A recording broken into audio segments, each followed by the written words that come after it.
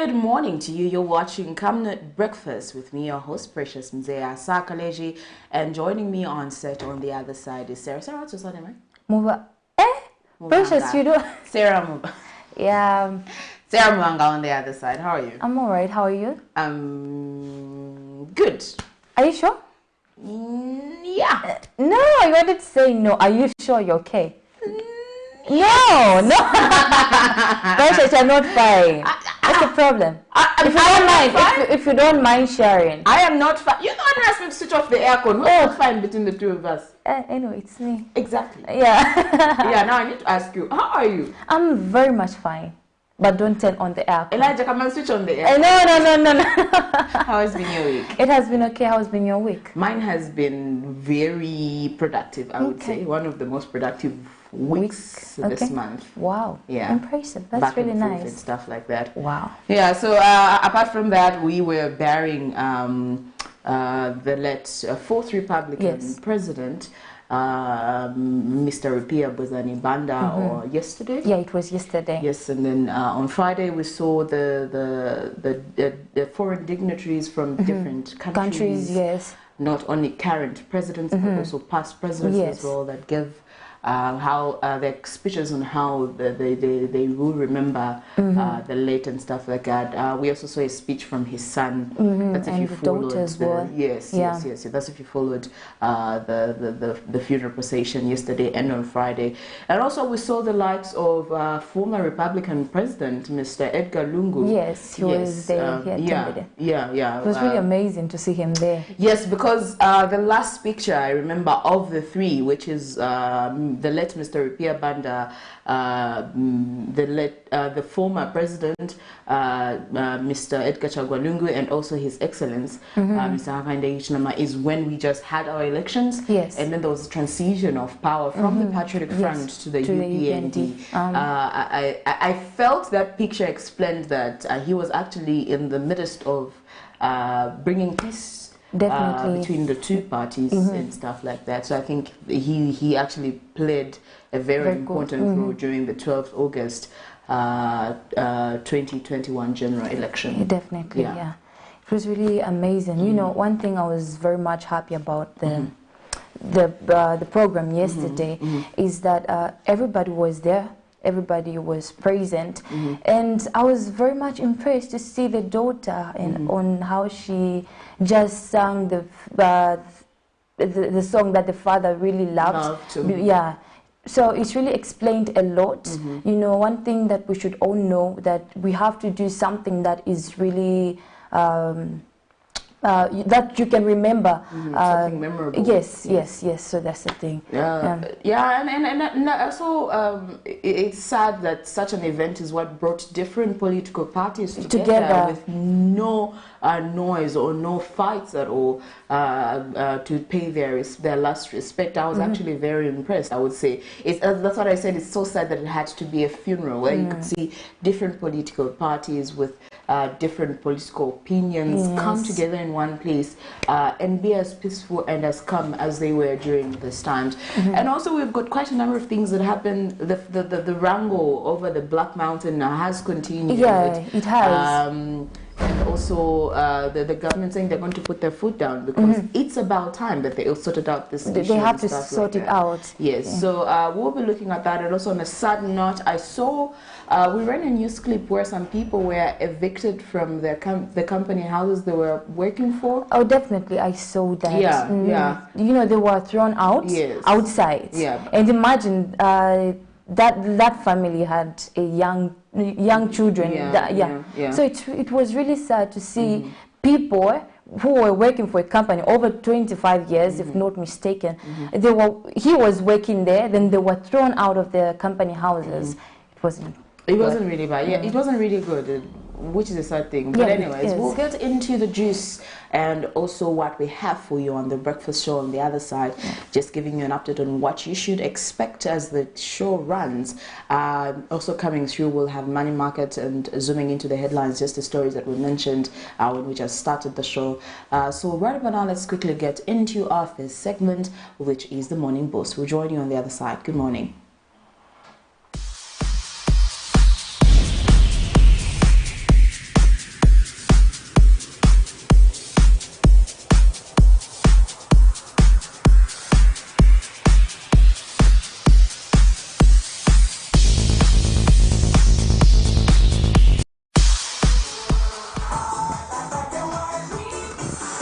It's a beautiful morning and I welcome you to Morning Boost. I'm so glad that you've tuned in and hope you had a great night. So let's do some workouts this morning and we're going to have a great time. So we're going to start with a warm-up and then make some aerobics movements for today. Okay, ready? Let's go.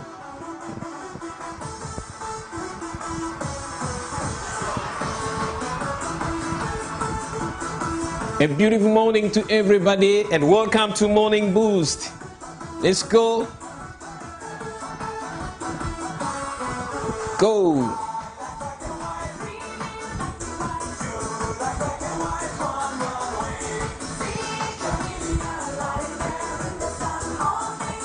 And the V step now. Let's go.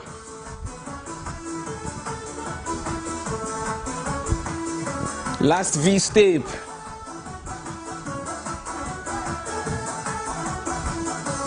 Back to step touch.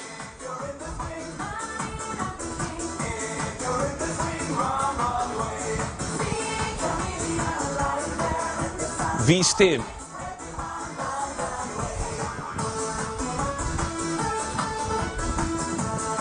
Let's go. Let's go. And marching.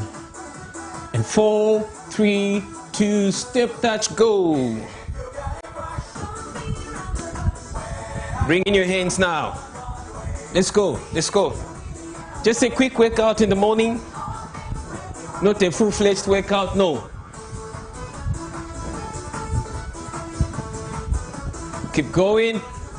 And 4, 3, 2, hamstring, go.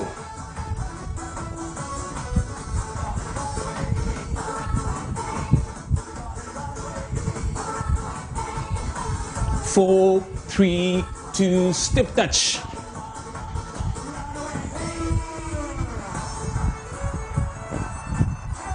Four, 3, 2, and hamstring.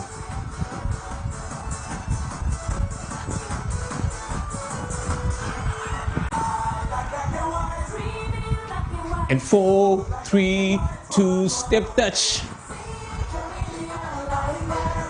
Let's go, let's go. Let's go.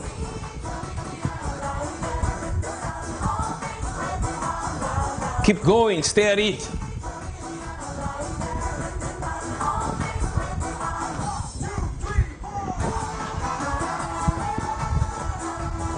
Go.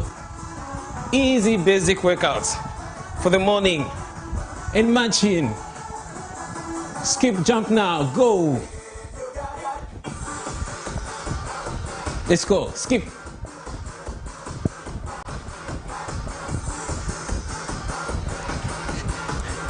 Try this.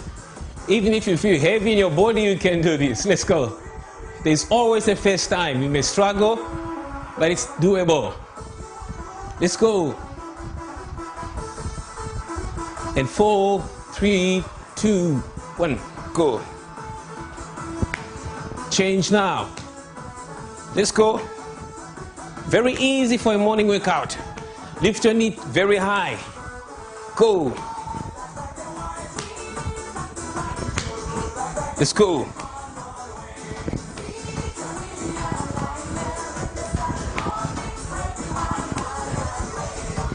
Stay at it. Stay at it. We're going to bring in a kick now from a knee high to a kick. Go. Go. Let's go. Let there be a blood circulation on your legs so that you don't have that numbness you feel at times. Kick. Kick. Kick. Let's go, let's go, let's go, let's go, let's go. Straight kicks now. Go. Straight kicks. Go in the sides. Okay, keep going. Almost done with our 5 minutes workout. Knee high. Try this every morning. It's going to do wonders to your body. Let's go. We're almost there. All right, Tim. Thank you so much for joining me this morning. This is Isaac Matza, your presenter. I'm going to see you next time at the same time, and have a great day. Thank you for tuning in. Have a great day.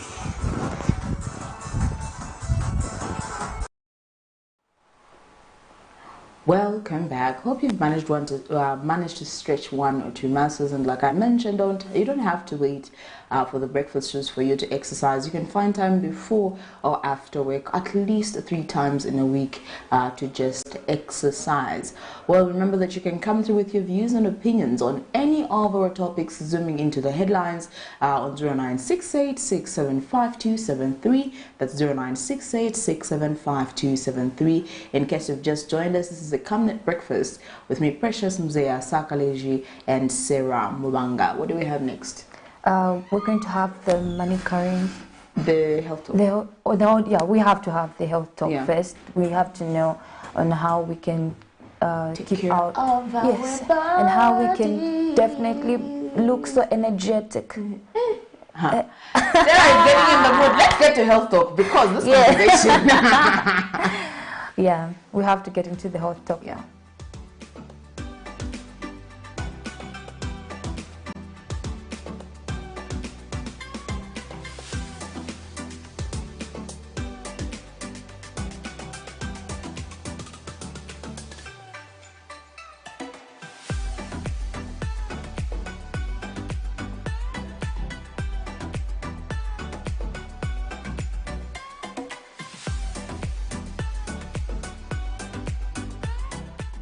Good morning. My name is Dr. Yikonga from University Teaching Hospital. I'm from the Department of Internal Medicine, and I'm also a member of the Medical Women's Association of Zambia. So we'll just do a brief recap on what we discussed yesterday. Yesterday we were discussing on the functions of the kidney. We mentioned how the most important function is on how the kidneys eliminate waste products from the blood, from the body. Apart from that, the kidneys are also helpful in regulating the blood pressure. They also help in salt and water regulation, as well as minerals for the bones, and also in red blood cell production to prevent us from having anemia. And so today we're going to discuss on what could go wrong, what are some of the substances that can harm our kidneys.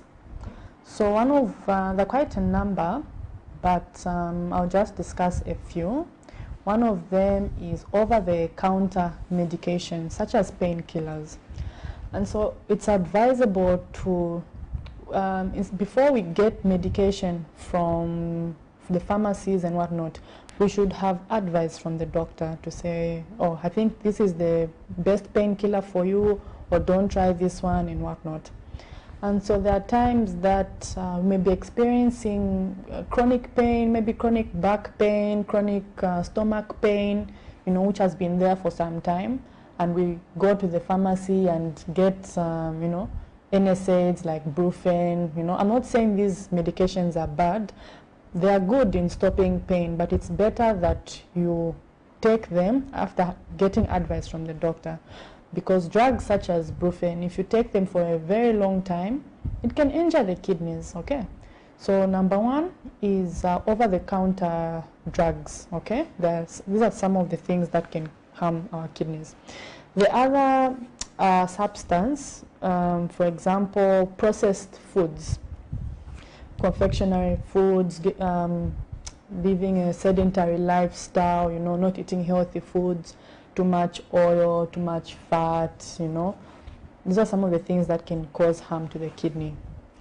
Then one of the other causes, which we actually see is one of the main causes, is if someone has comorbidities. For example, hypertension, diabetes, obesity. These are the 3 main causes of injury to the kidneys, okay? And so it's very important for us to control these. What I mean is that if you're found to have hypertension, it's important for you to control that blood pressure. If they've prescribed medication, it's important for you to be adherent to that medication, okay, so that your BPs are controlled. If you're diabetic, it's important for you to take medication, to have the right diet, so that your sugars are controlled. If you're found to have obesity, okay, you work on losing your weight, you know, have a good diet, lose weight, exercise and whatnot, so that we won't see these harmful effects that happen to the kidneys, okay. So amongst the causes of what can harm the kidneys, okay, hypertension, diabetes, obesity, some of these comorbidities, as well as eating processed foods, not drinking enough water as well. If you're always dehydrated, okay, it can cause some harm to the kidneys. So it's important that we drink enough water. Recommended amount of water to drink, we mentioned it's 1.5 to 2 liters per day. So it's important to keep hydrated. Then the other point is not to get over-the-counter medication, because it can be harmful to the kidneys, okay? So before getting any medications from the pharmacy, it's better to consult your doctor so that the appropriate prescription will be written.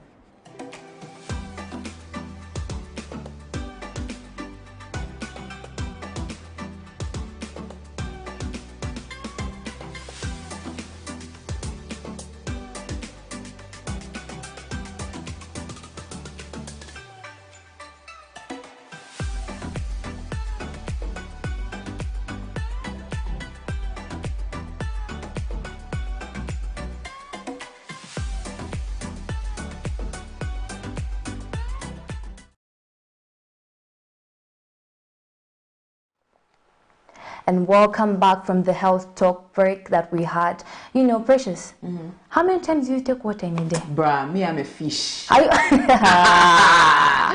Me, I'm a fish. Even here, they know me. When water runs out in the dispenser, they know who's finished it. It's you. At least I managed to drink. I drink a lot of water. You drink a lot of water. I managed to at least drink 3 liters in a day. It's very much important because it will help you not to harm the kidney, as we had the topic on how to take care of the kidney. You have to take a lot of fluids into your body, especially water. Yes. Yeah, so Precious, I'm advising you to do that every time. I should be talking to you about water. I do take water. How many liters in a day? Do you take count? If you don't take count of how many liters of water you drink in a day, then you and I can't have this conversation. I think 2.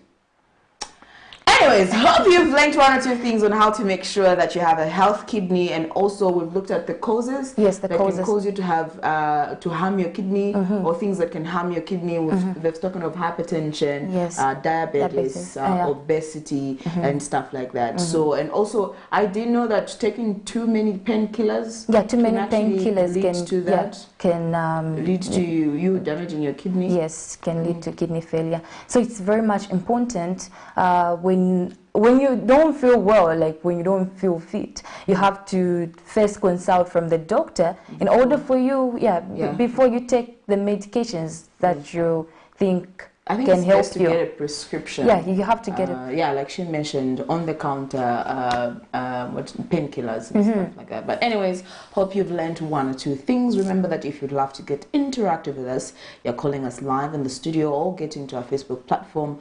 You can call us on 0968 6752. That's 0968 6752. Right about now, let's get into the money market and see how the exchange rate looks like today. So the US dollar is buying at 17 kwacha 0.57 ngwe and selling at 17 kwacha 0.90 ngwe. British pound is buying at 23 kwacha 0.3 ngwe and selling at 23 kwacha 0.7 ngwe. The euro is buying at 18 kwacha 0.89 ngwe and selling at 19 kwacha 0.26 ngwe. And the South African rand is buying at 1 kwacha 0.17 ngwe and selling at 1 kwacha 0.20. Well, that's your foreign exchange rate for today.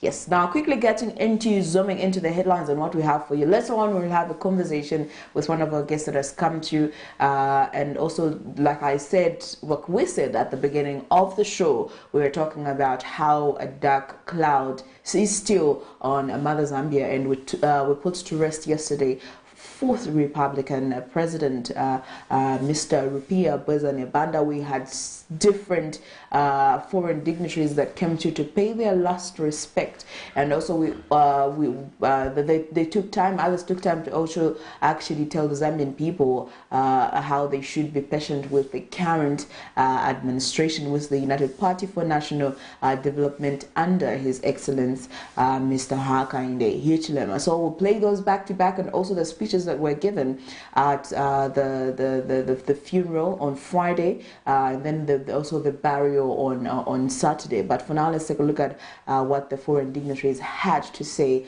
as we zoom into our headlines.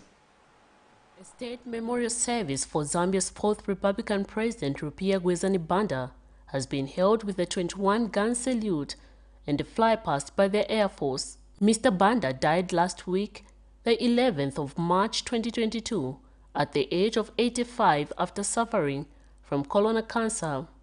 He was one of the African leaders who played a part in the fight of colonial rule and became president after the death of Dr. Levi Patrick Mwanawasa. The service was held at the showgrounds in the capital Lusaka, where foreign dignitaries paid tribute. A rich legacy, not only as President of Zambia, but also as an Pan-Africanist, a respected mediator, and an elder statesman in the region and indeed further abroad. To the bereaved family Banda, he in his message recognizes the qualities of a statesman who was Rupiah Banda. A number of former heads of state also attended the memorial to pay their respect. Among those, a former Botswana president, Kenya, Tanzania, and Malawi. And giving his speech, the former Botswanan president told President Hakainde Hichilema that he was the best man to lead Zambia during these difficult times. But you, Your Excellency, HH, I don't know, am I allowed to call you HH? Thank you. You are the best man during these challenging times to lead your nation, Zambia, through this. I hope the people of Zambia will be patient whilst you steer your country and people through this difficult period that is not of your making. Because I'm sure your own plans that you had for this country have been negatively affected. When Zambians enjoy the peaceful and tranquility, the peace and tranquility after the elections, please be informed in no uncertain terms that your own son, in the name of Rupiah Banda, was central and instrumental to making it happen. Excellencies, ladies and gentlemen, there is a lot we can say about this great man. After the death of President Banda, government declared 7 days of national mourning with all forms of entertainment suspended.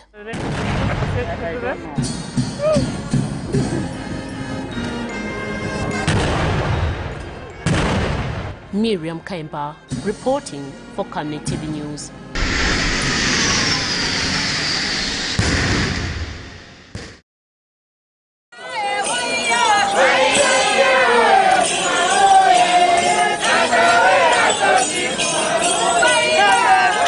To the late fourth Republican President Rupiah Banda have continued to be poured out from all sectors of the world. With only a day before the former head of state can be put to his final resting place, various leaders from across the world have started arriving in the country to pay their last tribute to the fallen hero. Former Botswana President Ian Serensi Khama, who arrived in the country Wednesday afternoon, visited Belvedere Lodge in Lusaka, where he took time to comfort the family of the late Mr. Banda, who he says his death has come as a shock to the world. Very joyous occasion for myself to be able to see him again, even though he was a bit frail, but certainly in our conversation, it seemed to me that he was still going to be with us for some time after the interventions by the various medical practitioners. So it came as a deep shock, very deep shock. Coming there, therefore, is a reminder of the strong ties that lie between ourselves as a people and our brothers and sisters from Botswana. Thank you for your presence here. Mr. Kama, who also spoke shortly after writing in the book of condolences, says Mr. Banda was his friend who they shared cardio relations with. So the kind of compassion and caring that he had is something that is important for leaders to know, that you put people first. And that's something that I remembered him by, because whenever we had the conversations, it was constantly about the people of Zambia and of course the people in our region. And traditional leaders in the country also took time to visit the funeral gathering place and have encouraged other leaders in the country to emulate the life of Mr. Banda, who they say was down to earth. Lessons that we can learn from his life is that you don't necessarily have to put yourself first.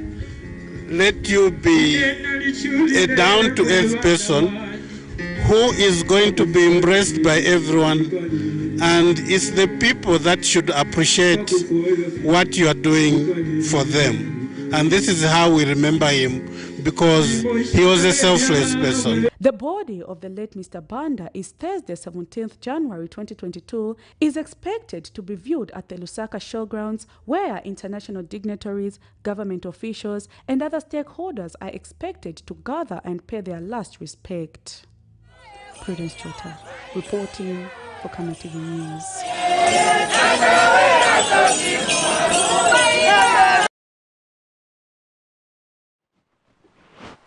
Well, there you have it. Those were the foreign dignitaries when they came through and paid their last respect. It was actually a good sight to see that they went as well and paid their condolences to the bereaved family. Now, like we mentioned, we will be playing back to back. Now, right about now, we're just going to get into the clips where there was the church service and also the burial.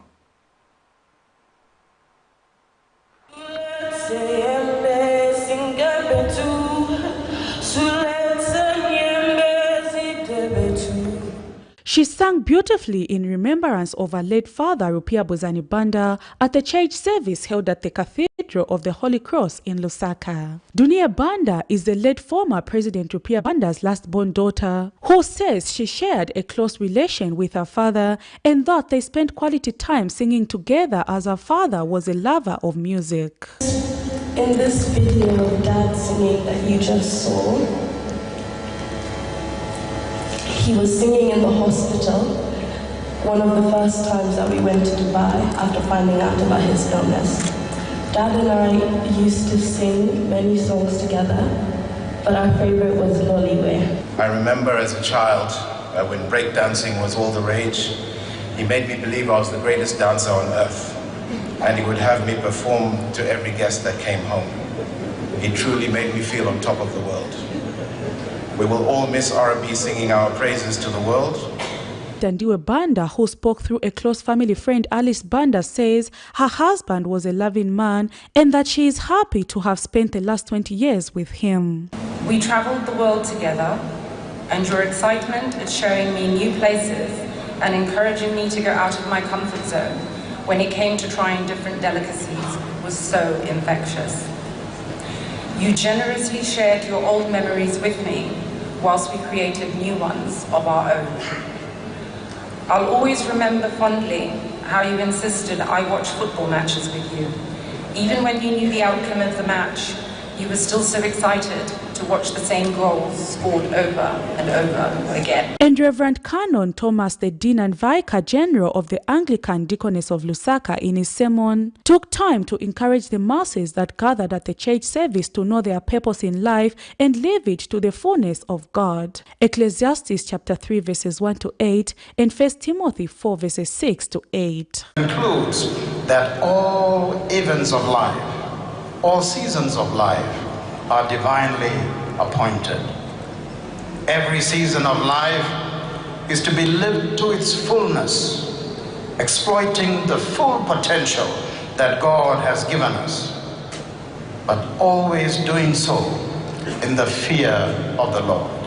Meanwhile, Zambia's President Hakainde Hichilema, in paying his last tribute to the late former head of state, encouraged Zambians to remain strong and says what unites the country must override what divides the country. In a country where sometimes some of us try to drive more issues of divisions, yet there are a lot of things that unite us. And the things that unite us must override, must glide over the few things that may divide us. Very important lesson. I think we must all learn it and live it. Family, friends and other mourners proceeded to view the body of Mr. Banda, who has since been put to rest at the Presidential Embassy Park in Lusaka.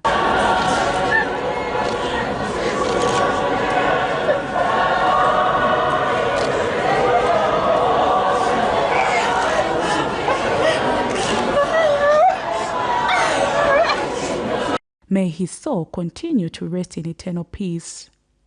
Prudence Jota, reporting for Camnet TV News. 11th March will forever remain historic as Mother Earth is yet again taking back a great son of the African soul, Rupiah Banda. Since last week Friday, the 11th of March 2022, the nation has been covered with a dark cloud. The death of Mr. Banda was received with shock and grief by people from all walks of life. Friday afternoon, the late was put to rest after a 7-day mourning, with President Hakainde Hichilema declaring the 18th March as a holiday for his burial. Mr. Banda was in office from 2008 to 2011, was buried at the Embassy Park in Lusaka, the country's capital city. Among those that attended the burial service were former foreign head of states and current family members, government officials, foreign dignitaries, among others. 21 gun salutes were done in his favor.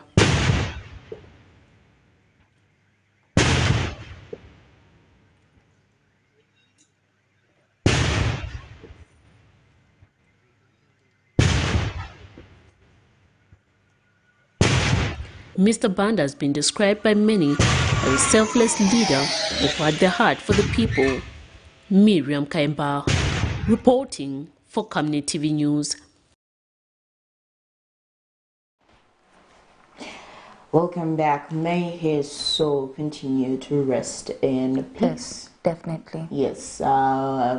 We could tell the atmosphere was really bad. It was really emotional. I remember yesterday it rained drizzling in some areas, like the whole day. For me, not really spiritually, but for me that's like it was seen by the atmosphere, like everything and stuff like that. But anyways, we spoke about the wrangles and the fights that have been going back and forth in the Copper Belt concerning the Black Mountain. There has been talks to say the people that are making the noise are those that benefited, benefited from it, and also there are also some talks that maybe the confusion is being sponsored. We don't know by who, but anyway, let's get into the story. Thousands of crumb pickers this morning ran amok for the second time, disrupting operation at the oil-rich Black Mountain in Kitwe as government bans them from operating at the site. This was after the crumb pickers, mostly youths, refused to leave the site and started stoning vehicles. In an interview, Copperbelt Police Commanding Officer Tresford Kasele has confirmed the incidents. They were supposed to be picking from the selected sites, 4 selected sites which were put for them, and chrome and other materials were being stockpiled in those sites. However, the community members refused to go to that end and opted to demonstrate. 5 have been arrested for participating in riotous behavior, and they are detained at Kitwe Central Police. Federation for Small-Scale Miners Association of Zambia has condemned the act by community members, saying they should be grateful for what government has provided. The system that the government created, it is working and it must work. The youth should be grateful that they have been given a portion, a site where to work from. I don't see any reason why they should begin to rioting. And you know, practicing rioting is something which is unwelcome in our nation because we would like to experience peace. Meanwhile, Mines Minister Paul Kabuswe says government is on top of things to ensure safety for the community and those causing confusion will be brought to book. Some of the issues that are happening incited by people who want the Black Mountain to operate the way it used to operate, where there are few people getting the lion's share and crumbs coming to the majority. We want to change that narrative, and those that have been injured by that are the ones now who want to fund violence and also confusion. So what we are saying as government is, number one, we are in charge, we are in control, we are not backing down. As I'm talking to you right now, I'm headed to the Copper Belt to go and quickly have a hands-on. I just wanted to attend the funeral today so that I quickly rush to the Copper Belt. And government is on record assuring that it is providing a solution concerning an operation at the Black Mountain. One would ask, could this be the solution? Alex Shimba, Camnet News in Kitwe. Well, yes, welcome back. Yeah. It has. I honestly feel like the Black Mountain wrangles should.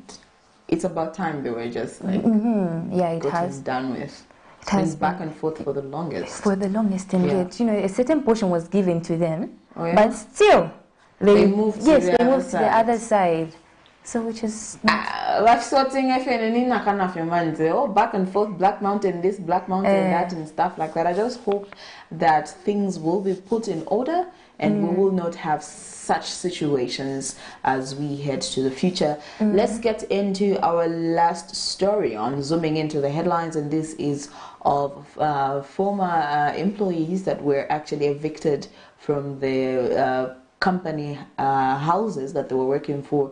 That was after they were given letters. That was after they were fired without being given reasons to why they were fired, and then later on given notices to actually move from the company houses until they were evicted. They had their properties outside for the longest time, and they complained that they actually even lost some house items like TVs and fridges, and also they've literally been out in the cold with children below the edges of 5. Let's look into this. It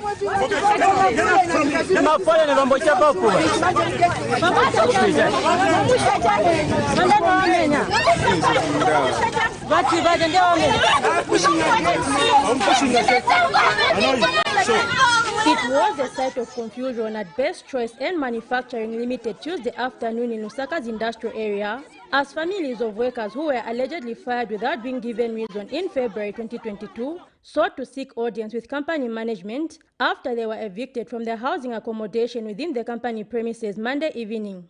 The workers who had reached out to Camnet TV alleged to have been fired without any reason. General Manager at the Lebanese-owned company which specializes in manufacturing snacks, Mr. Harrison Piri, however, at the time alleged that the 4 had been dismissed because they were employed on the basis of nepotism by their supervisor, who had also been dismissed.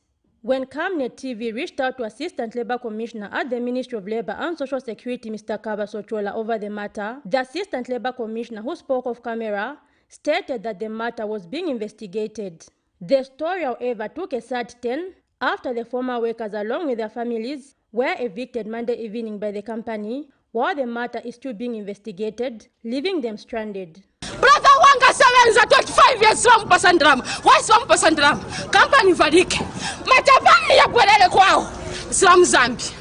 Wavera. Why Bafuti Sabu Wanga? My father has been working for this company for 25 25 years.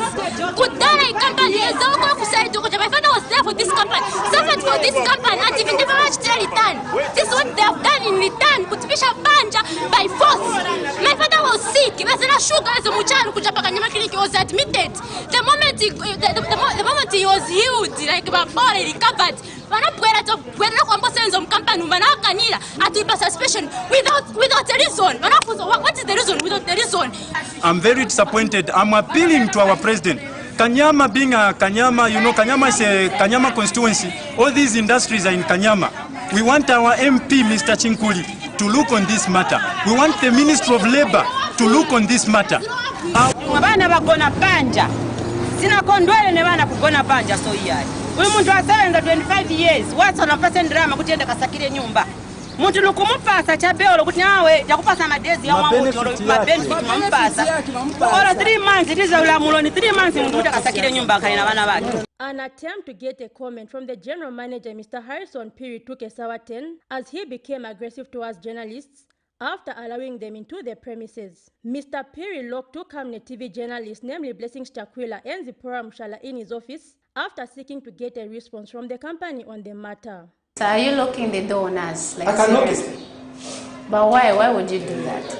Wait for it.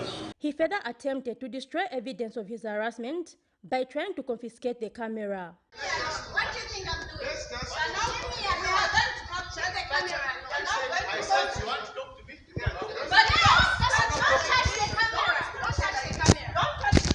But meanwhile, Democratic Party DP President Mr. Harry Kalaba says the United Party for National Development UPND administration should ensure that citizens are protected despite welcoming investors. People can be told not to have holidays. People can be told even on holidays they're supposed to be working. There's a lot that is not happening, right? And the so-called New Dawn government is just watching. They're watching. The only thing I saw was that when they won elections, they called all these so-called investors. They were there at Pamozi, celebrating with them. When they were fundraising money for their party, they called all these same people you call investors. They're the ones who are there contributing money to them. How can they reprimand them? Camnet News will continue to monitor the matter to its conclusion. Zipporah Mshala, Camnet News, Lusaka. You are still watching the Camnet Breakfast, and that is our roundup on the zooming into the headlines. We just looked at a number of stories and we're keeping you up to date on what has been happening. But we'll quickly get into our first conversation of the day. And joining us on set is, he's got a very unique name, Matia. Yes. Ndengi. Yeah? Correct to pronounce the name? No, I think let him introduce himself. Good morning. Good morning, thank you. Good to have you on set. It's a pleasure. We are hoping that we will be one of the students that will be having the yes, house prizes. Definitely. Yes, so Mr. Mdengi is actually from a non-governmental international organization that helps students actually win prizes to study further, or their studies are sponsored by this particular non-governmental organization. So we're just quickly getting into what it's about, the criteria that is used, how you can apply, and also how you can be part of those that will be fortunate enough to have that house prize. So let's quickly get into baby language. What is a health prize? Well, great. That's an awesome question. The health prize is, simply put, an entrepreneurship competition that seeks to empower students with knowledge, skills, and financial capital to start up their own businesses. And it's an empowerment package that is actually a well-branded package that empowers students with a grand prize of $1 million US. And mostly when I tell people that, they're quite amazed to say that this is something that can actually be real. But it's actually so real. And many people, I actually remember a team from Zimbabwe that we recently won that prize. So it's really a package that people can't afford to miss. When we talk about prizes and money, people get really excited, like, oh, there's money this side. What do I need to do to get the money? But then the other question that will come through is, who is giving out this $1 million United States dollar? The United States dollars, the 1 million United States dollars, is going to be given by there's what you call the Hout International Business School, based in London, and this is a school that had seen that many students are sometimes lacking the financial capital to achieve their dreams, and even in Africa, you can see that the employment levels are so low. Yes. Youth students sometimes even struggle to pay for their school fees. But here's a package that comes from the Hout International Business School in partnership with the United Nations Office for Partnerships and the Clinton Global Initiative, which is trying to ensure that people around the world can be empowered to help themselves and even their communities. Because you know what, the Hout Prize is not just an entrepreneurship program that empowers you. It wants you to have a positive impact on your community, on your country. So you need to have big ideas. You need to what you call think big. You need to wow the people. Exactly. Because it's really something that will impact many people, yourself, your family, your community, and you need to have that heart to help others as well. It's what you call social entrepreneurship, not selfish entrepreneurship. Yeah. Sarah? Okay, so I wanted to ask, how can one participate in this, and how can you empower students? Yes. Okay. So for you to participate in the Hout Prize, it's actually quite simple. It has been tailored down to begin at a university level. University students from around the world who are still enrolled in university can participate. And if they're still enrolled, they would simply need to have what you call a campus director who is appointed by the Hout International Foundation, the Hout Prize, to lead out that program of empowerment. So students would be, for example, myself, I'm a student, I'm a medical student in my 6th year at Apex Medical University. Wow. Yes. So fortunately, a friend of mine from Kenya called me one day to say, Mattia, there is this program called the Hout Prize. And like you, I had no idea what it was. Then he told me it's one that will give you an opportunity to travel around the world. In fact, there's so much I haven't told you guys. You need to travel to Boston for an accelerator where you get to share your ideas to experts. And the grand finals will be held in New York. That is at the United Nations General Assembly building. So for you to participate, it all begins at the university level. And students would form teams of 3 to 4 students. They have a brilliant business idea, and this idea will be shared to local experts. And these local experts will be able to judge the idea to say, okay, this is worthy of $1 million US. Then you move to the regional level and compete with other universities from around the region, from South Africa, from Malawi, from all over the region. Then once people have done well at the regional level, they'll go to Boston for the accelerator, to New York for the grand finals, and really you get to meet new people. So far, just in my participation, I've come to meet people from all over the world, from the United States, from London, from Tunisia, from Japan, from all over the world. And these people are really sharpening my mind to realize that there's more we can do as young people. So if people want to participate, especially students, you need to simply see your campus director who is at your university, and you can go to www.houtprize.org to just find more information. Otherwise, for more information, people can still contact me. Yes, Mattia Ndenge is my handle on Facebook. I can give them more information. Otherwise, it's something that's open to Zambian students, African students. It's a global program, which actually, by the CNN and other media sources, they call it the Nobel Peace Prize for students, because you are trying to impact the world for the better. Yes. That's really amazing. Yeah, very great work. Mr. Mndenge, what is your role in the Hout Prize, and how did you? Now, you've mentioned how you got there. Your friend told you about it, and then you took interest, and then and stuff like that. But what is your role? So my role, I'm what you call a campus director, which is simply a special envoy to that university to just share more about the Hout Prize. So campus directors are chosen by simply applying. You apply to houtprize.org to be a campus director, and this time it's for the class of 2022. So once you apply, you'll be called for interviews. I was called for interviews. and I told them to say that I'm a student, I'm willing to empower my fellow students and youths. So applications are free? It's totally free.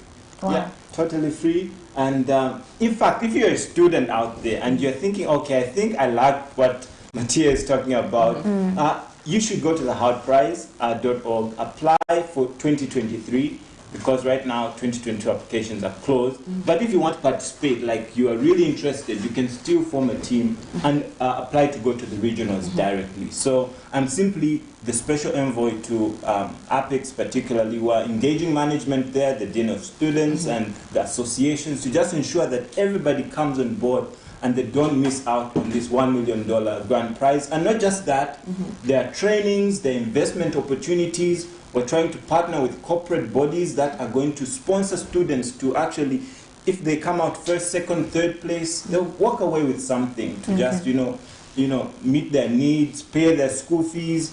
We shouldn't be languishing when there are opportunities out there for our young people. Okay, you've literally answered my next question. This is literally a $1 million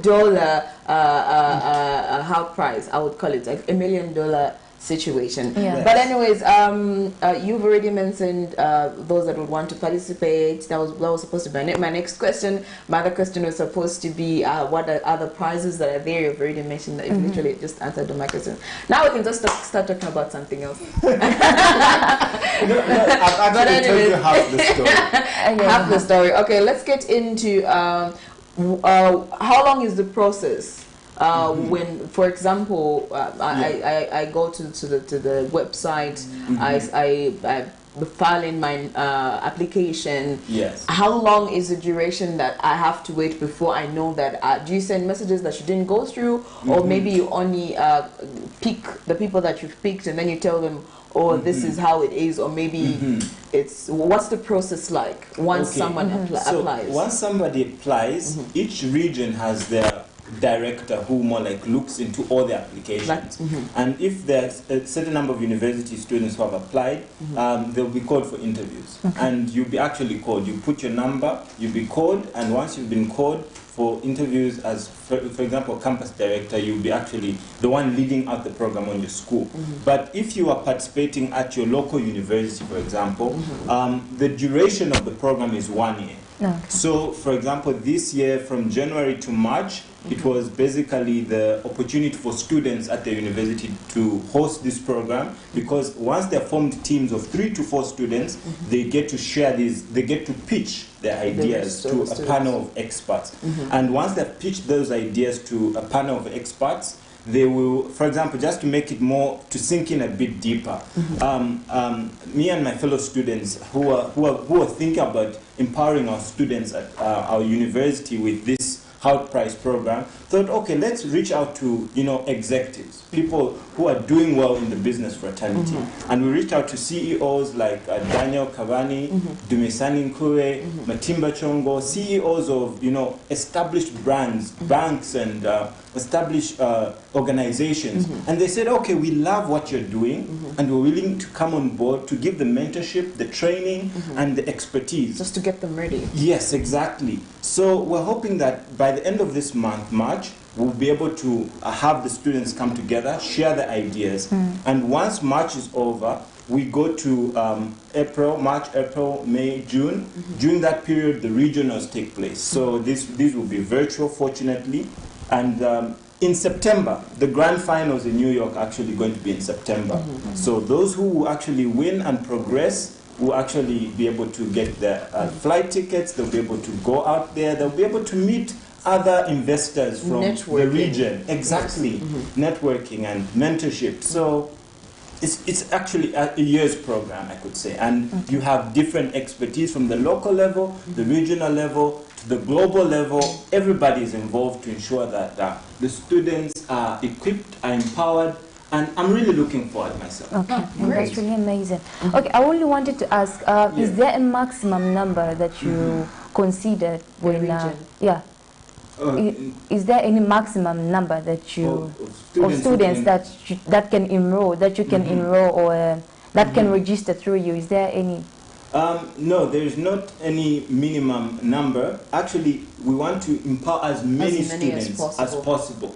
Because as these students come together, they just simply need to, for example, Sarah and Precious, if you wanted to form teams, for example, and you're at a university, you just simply say, okay, we're 2 of us, we need a third person, or to be able to make yourselves 4 in total.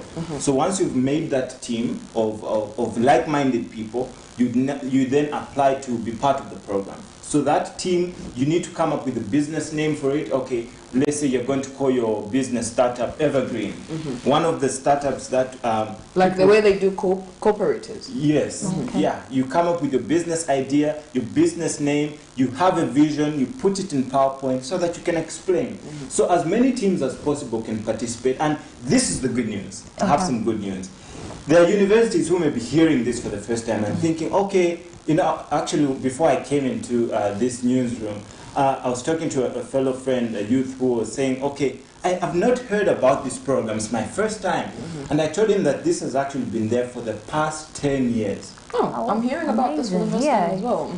Yes, it's been there for the past 10 years. And it has come at a time when, if people have just heard for it for the first time and they feel to say, we want to participate, there's an opportunity to go directly to the regionals. There's a general application that enables you to directly interact with other startups from within the region, and you can participate. So this is by going to howprize.org. You go to that website and you find an application where you can say, okay, I have a team and this team is willing to, you know, pitch. We want to actually be mentored. We want to be given that opportunity to, you know, travel around the world and receive that expert mentorship. So it's not too late for the local universities who heard about it.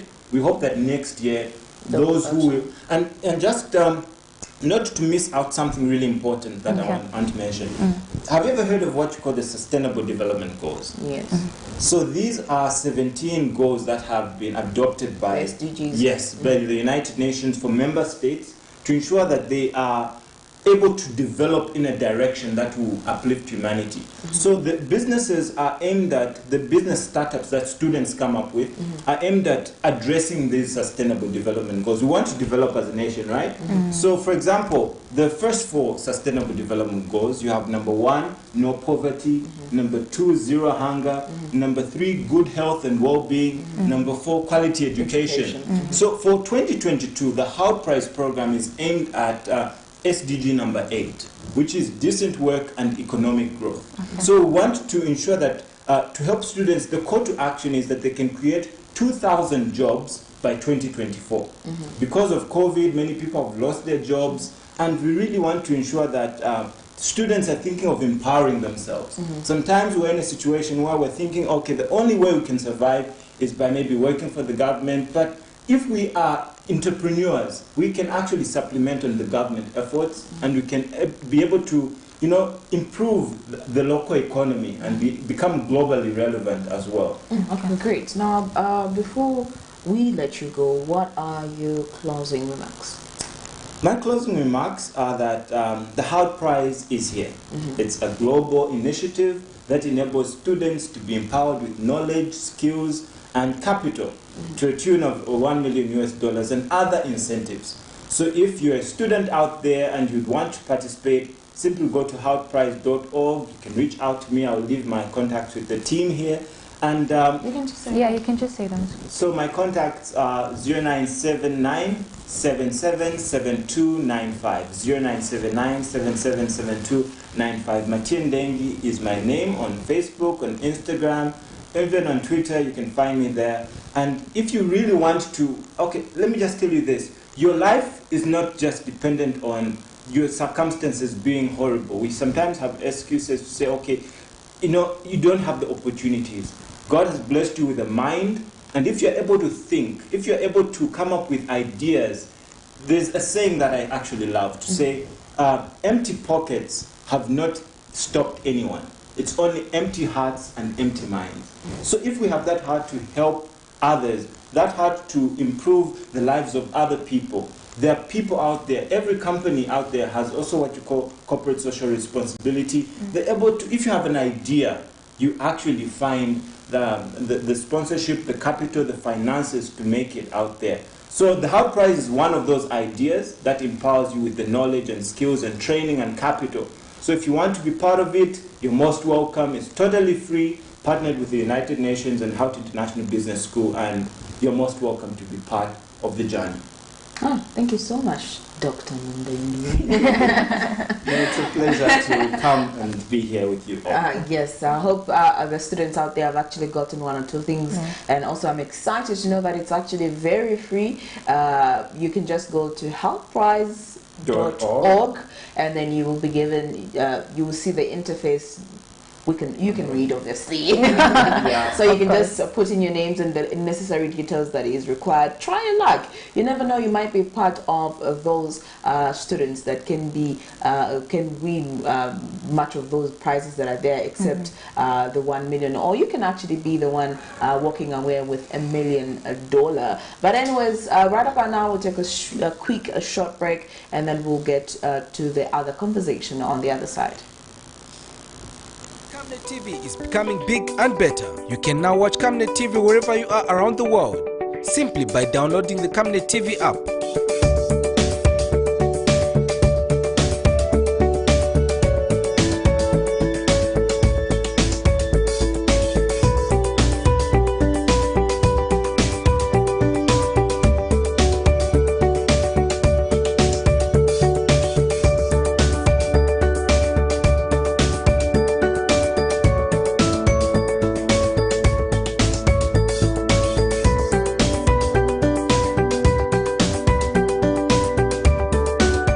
With Camnet TV app, you only use less bundles. Camnet TV, not just another channel. On Monday, 21st March 2022, on National Matters, join Pastor Moses Chiluba at 20:45 hours with his guest, Professor Munkumba. Youth empowerment and inclusive development. In Zambia, we have at least 9 million youths, of which 2 million are excluded, and they need to be included in the affairs of the nation. The subject of youth empowerment and youths themselves, they are both an asset if well harnessed, but can be a time bomb, and a difficult time bomb to diffuse if not properly handled in a proactive manner. Don't let this moment pass you by. Invite others to participate through phoning on Skype, Zoom, WhatsApp, and text messages. Camnet TV, not just another channel.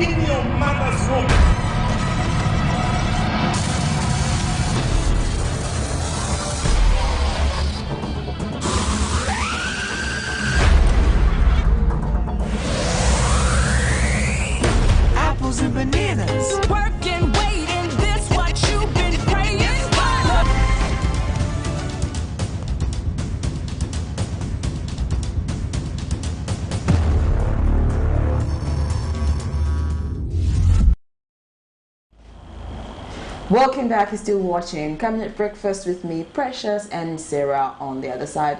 Now, not following us, joining us on set right now. I am tired yet. Joining us on set right now is not a stranger, a familiar face that you've seen right here on the Breakfast Show quite a number of times. I think twice.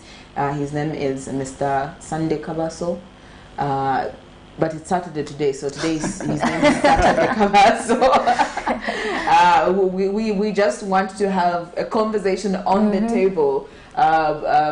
We've seen quite a number of pictures. Let's just take it a little back, the transitioning of power from the Patriotic Front to the United Party for National Development, and how people expected the current president to treat the former president like the way certain cadres from the UPND treat cadres from the PF or from the NDC and the MMD and stuff like that. There's that tension between political party members. So they're expecting that same behavior towards the political party leaders. In this case, who is our president, His Excellency Mr. Hakainde Hichilema, and also the former president, Mr. Edgar Lungu. What's your take on that? Because I feel like it's a great concern, especially we saw a picture that went viral just recently, where we saw former Republican president greeting Mr. Hakainde Hichilema. For them, that was something to talk about. For me, I felt it should be normal. It's normal. Yeah. Yes. So I think, good morning, viewers. In Zambia, I think we have a problem. As citizens, we want to feel hatred among its politicians. Did you know that if we didn't know, maybe these two people are even good friends? You know. But when it comes to politics, especially when President Hichilema was in opposition, and people expected President Lungu to treat President Hichilema like he was president. And now that President Hichilema is president, they can treat each other at the same level. You never see President HH treat Sean Tembo the same way he's going to treat President, former President ECO. So there's something that we need to understand the difference of where HH is now, President HH is now, and where former President ECO is now. They're now at the same level. At least HH is now incumbent, ECO is former president. At least they share something. Yeah. So, you know, it's politics at the end of the day. It's like one of them wanted to show dominance over the other. Yeah. So as citizens, I think let's stop fueling this hatred. We hate each other, we hack each other, we kill each other. But those politicians are friends. They take coffee together, go to parliament and see how they mingle. So we need to put an end to that. That's my take. And also, let's get back to the fight between different political party members. Do you see, let's talk of, should I say in the next 5 years? Next 5 years we'll be having elections. It's obvious we'll have those fights and violence. But do you see a government or a platform where different political parties will actually have a conversation without fighting? I think.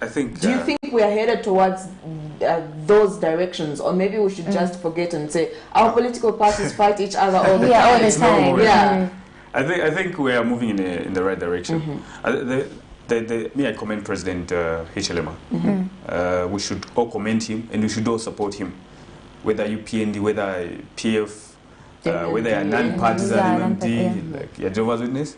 No. Whether you're Jehovah's Witness or support President Hichilema, you know, because he has brought something that I think we've suffered for too long with, that's cadarism. He has managed to bring it down, and that's something to praise him of. And it shows us a good record of where we're going.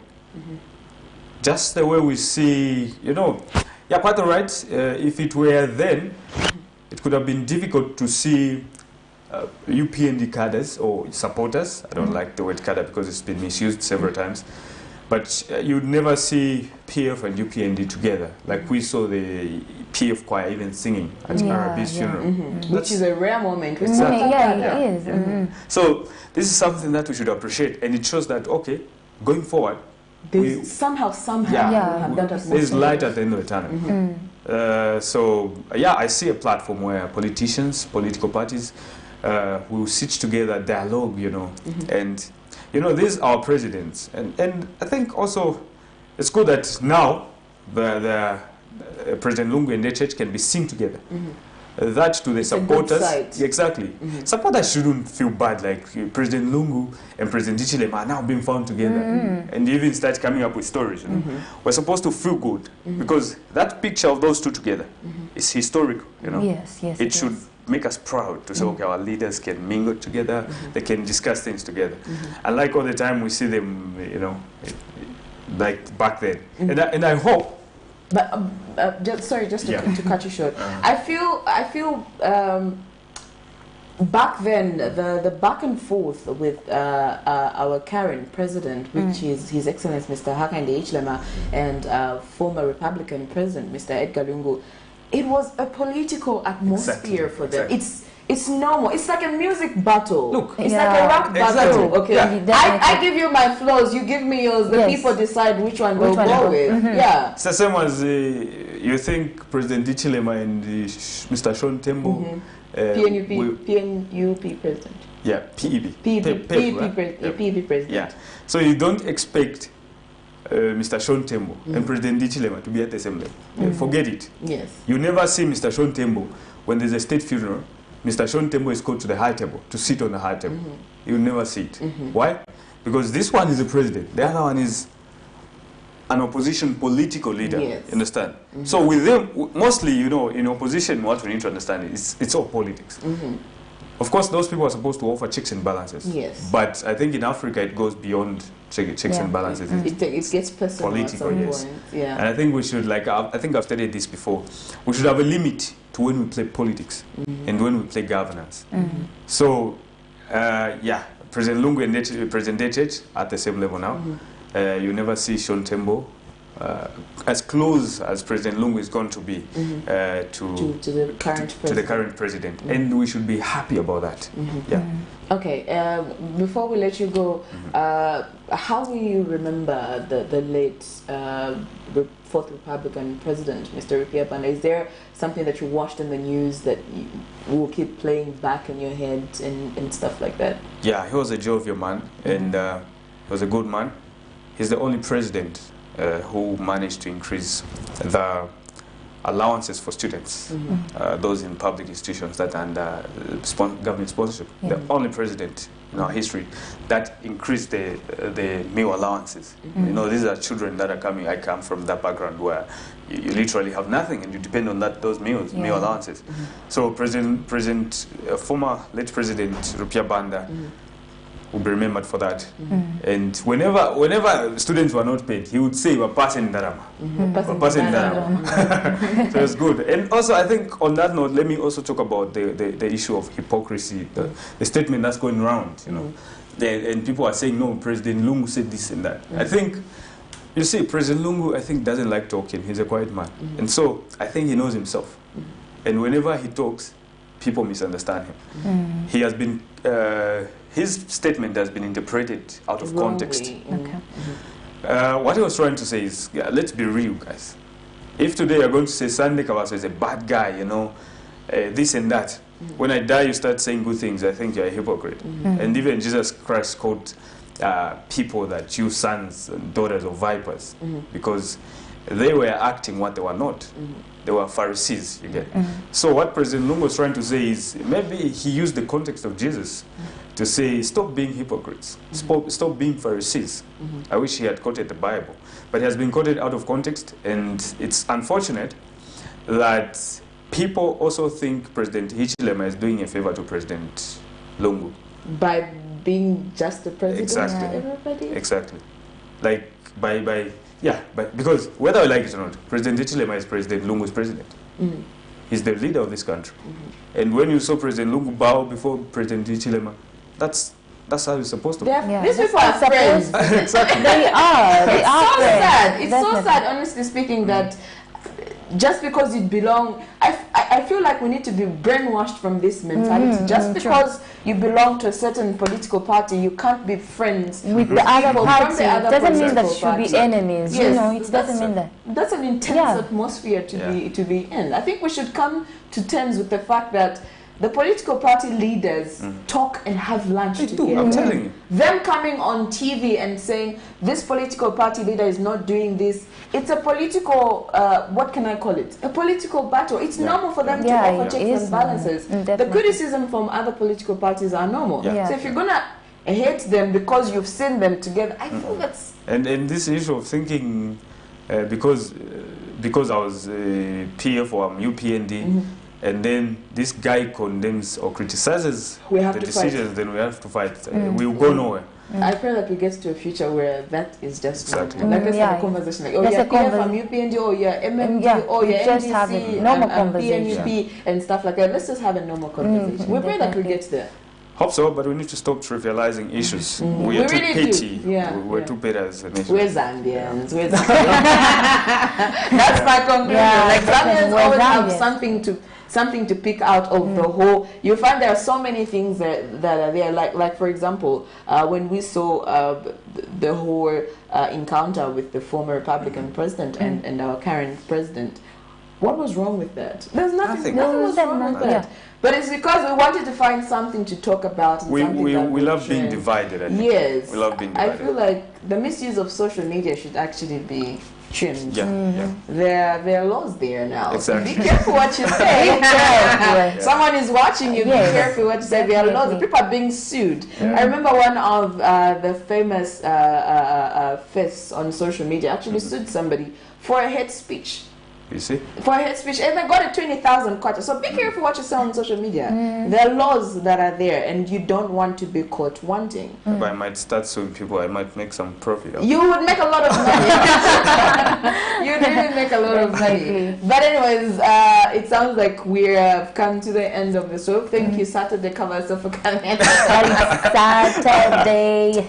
Yeah, it's Saturday. Anyway, it's Sunday. So Monday is going to be Monday Cover. I think I'll be coming here on Sundays. But anyways, we're just having a conversation with one of what are you, a political activist? Yeah, a cultural specialist. Cultural specialist. And a community leader. So many things, and we were just talking about things that are happening now and things that are currently trending on social media. It's quite interesting that the things that trend on social media. But anyways, yes, I hope you've managed to learn one or two things, and also just to remind you, remember that there's a Hout Prize, 1 million out there waiting for you, a student that wants to participate in such, and if you feel like you've got a mind-blowing projects that can actually wow the people that are on the other side of the desk for you to get that prize, then you are free. It's free application. It's a non-governmental international organization that's helping out students with the money that can help you start a business and mentor you, allow you to have that entrepreneurship mindset. Just go to houtprize.org and you'll find the application there. I hope you manage to be part of the people that will be picked for that competition. Sarah, closing remarks? I don't have any, but yes, I don't have any. Okay, just have a blessed week. Yeah, and always put God first in everything that you do. Amen, Sister Sarah. Amen, precious.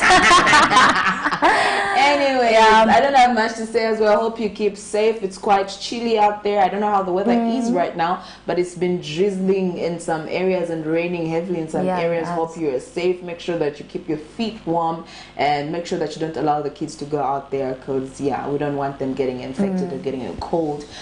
Be safe. Have a beautiful day from me, Precious Mzea Sakaleji, Saturday Kavaso, and also Sarah Muvanga. Not forgetting the people behind the cameras, Elijah and Isaac Chifita on the other side. And on behalf of the entire Camnet TV crew, it's good morning and have a beautiful day. Thanks for watching.